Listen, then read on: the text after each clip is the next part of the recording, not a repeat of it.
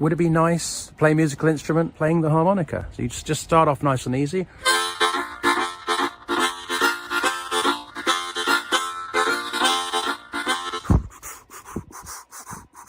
So it's very simple. If you can breathe, you can play the harmonica.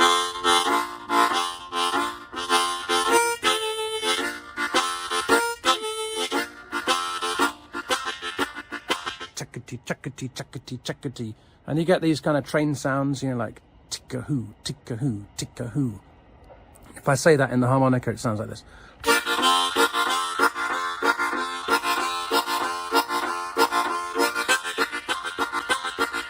Chicka, chicka, chicka, chicka, chicka, chicka, chicka, something like that. And then you want that train whistle.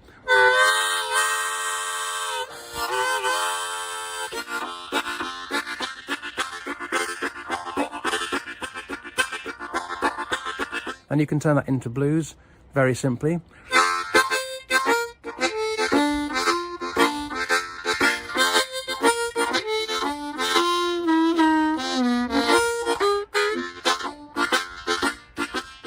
So that's a pretty simple thing to do. And you can read more about it if you want on harmonicamastery.com.